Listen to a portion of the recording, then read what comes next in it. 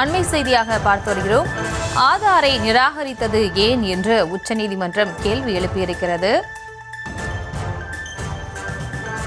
ஆதாரை நிராகரித்தது ஏன் என்று உச்சநீதிமன்றம் கேள்வி எழுப்பியிருக்கிறது.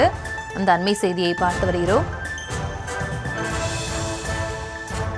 குடியுரிமை வசிப்பிடத்தை உறுதி செய்ய ஆதாரை பயன்படுத்துவதாக உச்சநீதிமன்றம் கேள்வி எழுப்பியிருக்கிறது. அதனை நிராகரித்தது ஏன் என்றும் கேள்வி எழுப்பப்பட்டிருக்கிறது. அந்த அண்மை செய்தியை பார்த்து வருகிறோம். தேர்தல் ஆணையத்தின் உண்மையையும் நம்பகத்தன்மையும் நாங்கள் மதிக்கிறோம் என்றும் தெரிவித்திருக்கிறது உச்சநீதிமன்றம். வாக்காளர் சிறப்பு திருத்தம் குறித்து உச்சநீதிமன்றம் கேள்வி எழுப்பியிருக்கிறது. ஆதாரை நிராகரித்தது ஏன் என்றும் கேள்வி எழுப்பியிருக்கிறது.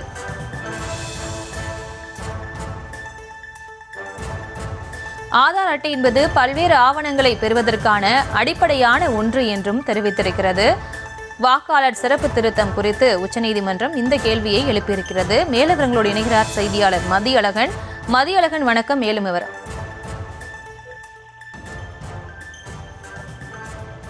பீகாரில் வாக்காளர் பட்டியல் தீவிர சரிபார்ப்பு நடவடிக்கைக்கு எதிராக மனுக்கள் தாக்கல் செய்திருந்தன. இந்த மனுக்கள் மீதான விசாரணை உச்சநீதிமன்றத்தில் காலையில் தொடங்கி நடைபெற்று வருகிறது. இந்த விசாரணையின் போது நீதிபதிகள் மத்திய அரசிற்கு பல்வேறு கேள்விகளை எழுப்பியிருந்தார்கள். குறிப்பாக மக்கள் தொகை கணக்கெடுப்பு ஓராண்டில் தொடங்க உள்ள நிலையில் தேர்தல் ஆணையம் ஏன் இந்த நடவடிக்கையை தற்போது மேற்கொள்கிறது?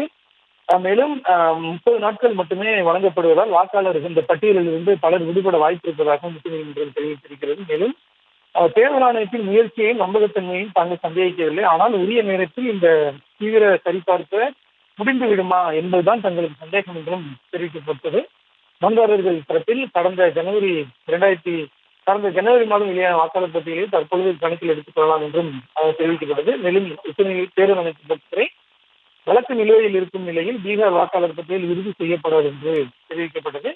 இதனையடுத்து நீதிபதிகள் சில உத்தரவுகளை பிறப்பித்திருக்கிறார்கள். அதில் ஜூலை 1ஆம் தேதியை தகுதி தேதியாக கொண்டு வரைவு பட்டியல் வெளியிடப்படும் என்ற தேர்தல் ஆணையம் தரப்பில் தெரிவிக்கப்பட்டிருக்கிறது. இதனைத் தொடர்ந்து தேர்தல் ஆணையத்துக்கு உச்சநீதிமன்றம் நோட்டீஸ் அனுப்ப உத்தரவிட்டிருக்கிறது. வாக்காளர் பட்டியல் சேர்ப்புக்கு ஆதார், வாக்காளர் அடையாள அட்டை, ரேஷன் அட்டைகளை பரிசீலிக்க வேண்டும் எனவும் தேர்தல் ஆணையத்திற்கு உச்சநீதிமன்றம் உத்தரவிட்டிருக்கிறது. வழக்கில் ஒரு வாரத்தில் பதிலளிக்க தேர்தல் ஆணையத்திற்கு உச்சநீதிமன்றம் உத்தரவிட்டிருக்கிறது. வரை வாக்காளர் பட்டியலை ஆகஸ்ட் 1ஆம் தேதிக்கு முன்பாக வெளியிடக்கூடாது என்ற மனுதாரர்களினுடைய கோரிக்கையை தேர்தல் ஆணையம் ஏற்றுக்கொண்டிருக்கிறது. இந்த வழக்கினுடைய விசாரணையானது ஜூலை 28ஆம் தேதிக்கு ஒத்திவைக்கப்பட்டிருக்கிறது.